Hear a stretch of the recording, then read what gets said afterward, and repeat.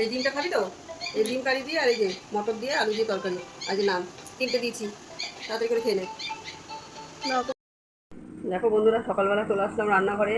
কিন্তু রান্নাঘরে আজকে প্রচণ্ড দেরি হয়ে গেছে। দেখো এই গ্যাসটা আবার তোমাদের দাদাভাই ঠিক করে নিয়ে এসছে, তাই এই গ্যাসটা আবার লাগালাম। ওই গ্যাসটাতে খুব অসুবিধা হচ্ছিলো, অনেকদিন ওটাকে রান্না করি না তো, ছোটো একটু, তারপরে গ্যাসটা ভালো জ্বলছিলও না, খুব অসুবিধা হচ্ছিলো। তাই আগের গ্যাসটা আবার ঠিক করে নিয়ে আসলো, তাই এসে তোমাদের দাদাভাই লাগিয়ে দিল। তা অনেকটা দেরি হয়ে গেছে, তার জন্য ভাইয়ের খাবারটাও করতে দেরি হয়ে গেছে। সবে বসিয়েছি দেখো, আর এদিকে মাছ ভাজা বসিয়েছি।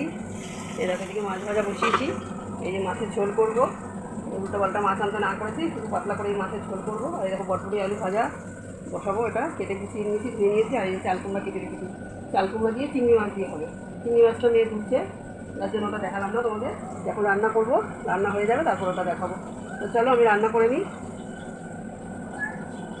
দেখো বন্ধুরা, আমার রান্না কমপ্লিট। এই যে চাল কুমড়া দিয়ে, কাঁচা লঙ্কা দিয়ে, চিংড়ি মাছ দিয়ে করেছি, জিরা সম্বাদ দিয়ে। আর দেখো একটু চিংড়ি মাছ ভেজে রেখেছি, যেহেতু আমার মেয়ে চিংড়ি মাছটা ভাজাটা ভালো খায়, তাই লঙ্কা ভাজা দিয়েও যদি চিংড়ি মাছ দিয়ে খায়, তাই ওর জন্য আবার একটু চিংড়ি মাছ ভাজাও তুলে রেখেছি। আর এটা করেছি মাছের ঝোল, গাঢ় গাঢ় করে মাছের ঝোল করেছি। আজকে আলু দিইনি, আলু ছাড়াই করেছি। অল্প করে মাছ আনতে বলেছিলাম, এক বেলার মতো, তাই দেখো এই যে মাছের ঝোল করেছি। আর এই বটবটি আলু ভাজা করেছি। আর এই যে এই মাছটা দেখো কালকে ছিল, 2 পিস মাছ ছিল আলু দিয়ে করা, তাই এই মাছের ঝোলটাও গরম করে নিয়েছি। এটা কেউ খাবে না, এটা তোমাদের দাদা ভাইয়ের আমি খেয়ে নেবো। এমনি মাছ ওরা খুব পছন্দ করে না, তবু মাছ তোমাদের দাদা ভাইয়ের জন্য মাছ আনতে হবে, মাছ ছাড়া খেতে পারে না। তাই তো চলো, আমার রান্না হয়ে গেল, এখনো ভাত বসাইনি।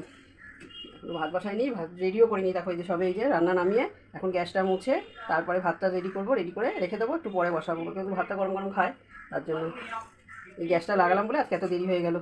এই গ্যাসটার এই যে নখটা ভেঙে গেছিলো, আমি একদিন ভাত বসাতে গেছিলাম রাত্রিবেলা, পুরো খুলে এসেছিলো আমার সাথে।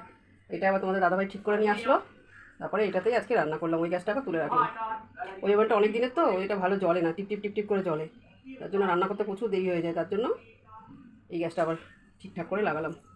তো চলো রান্না হয়ে গেছে, এখন বাদ বাকি কাজ সেরে নিই। তোমরা সাথে থাকো, ভিডিও দেখতে থাকো, ভালো লাগলে লাইক শেয়ার করো,